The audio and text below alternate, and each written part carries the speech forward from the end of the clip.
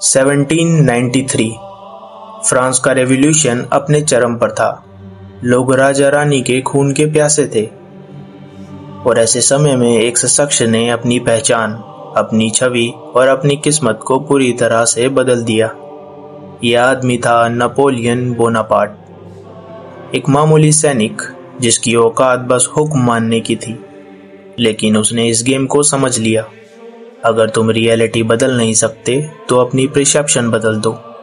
और यहीं से लो 25 रिक्रिएट योरसेल्फ का असली खेल शुरू होता है। खुद को रिक्रिएट करने का पहला स्टेप है अपनी पूरी पहचान को खत्म करो। नेपोलियन ने देखा कि लोग एक नया हीरो ढूंढ रहे हैं, कोई जो पूरे सिस्टम को तोड़ सके। तो उसने खुद को एक साधारण सैनिक से फ्रांस के मसीहा की तरह पेश करना शुरू कर दिया। उसने अपनी पर्सनैलिटी को पूरी तरह से नया रूप दिया। उसकी बॉडी लैंग्वेज, बोलने का अंदाज और यहाँ तक कि कपड़े तक, सब कुछ नया था। उसने खुद को द मैन ऑफ डेस्टिनी कहना शुरू कर दिया। इसका असर, जनता ने उसकी नई पहचान को सच मान लिया।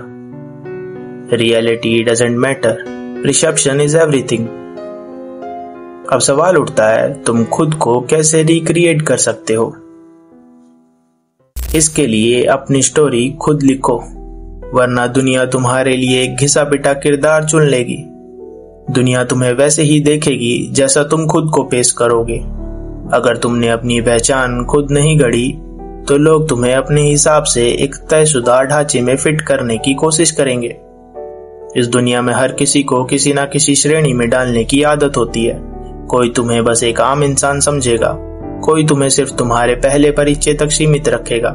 लेकिन सच्चाई ये है कि तुम्हारी पहचान केवल उतनी ही सीमित होती है जितनी तुम उसे होने देते हो।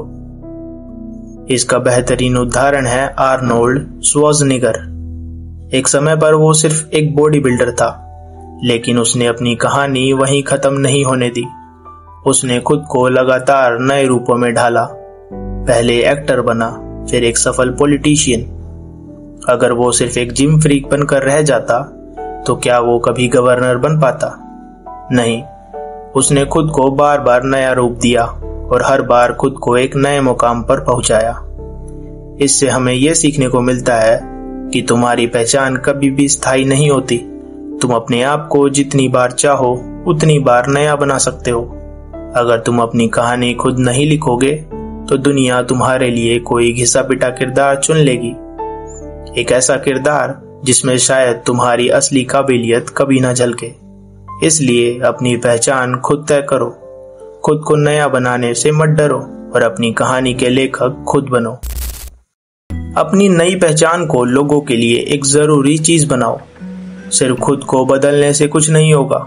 लोगों को ये भी लगना चाहिए कि तुम उनकी जिंदगी में एक जरूरी इंसान हो। जैसे इलोन मस्क ने खुद को सिर्फ एक बिजनेसमैन नहीं बल्कि टेक मसीहा बना दिया। जब वो टेस्ला के सीईओ बने तो खुद को द फ्यूचर ऑफ इनोवेशन का चेहरा बना दिया। लोग आज भी उसे सिर्फ एक बिजनेसमैन नहीं बल्कि एक विजनरी समझते हैं। मतलब जो गेम तुम खेल रहे हो उसमें खुद को सबसे जरूरी प्लेयर बना दो। अपनी पुरानी पहचान को मार दो ताकि नई पहचान पक्की हो जाए। पुरानी छवि को खत्म करना सबसे मुश्किल होता है, लेकिन अगर तुम पुरानी इमेज से चिपके रहे तो लोग तुम्हें उसी नजरिए से देखेंगे। For example Pablo Escobar. जब तक वो एक छोटा मोटा तस्कर था लोग उसे सीरियसली नहीं लेते थे, लेकिन जब उसने खुद को रॉबिनहुड टाइप डॉन बनाकर पेश किया तो जनता उसे देवता मानने लगी। उसने अपने खिलाफ जितनी नेगेटिव छवि थी धीरे धीरे सब मिटा दी। तुम्हें भी यही करना होगा। पुराने किरदार को खत्म कर दो और नए अवतार को पूरी ताकत के साथ जियो। लोगों को वही दिखाओ जो तुम दिखाना चाहते हो।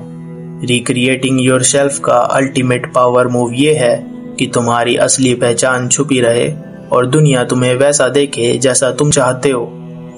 चाणक्य ने खुद को सिर्फ एक ब्राह्मण से बड़ा रणनीतिकार बना दिया।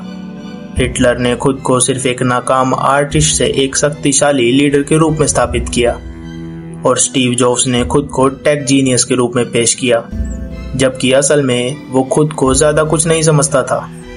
मोरल, अगर तुम अपनी पहचान खुद नहीं गढ़ोगे तो कोई और तुम्हें डिफाइन कर देगा। दुनिया तुम्हें वैसे ही देखेगी जैसा तुम उसे दिखाना चाहते हो। इसलिए खुद को बार बार नया बनाओ ताकि तुम्हारी पावर कभी भी खत्म ना हो।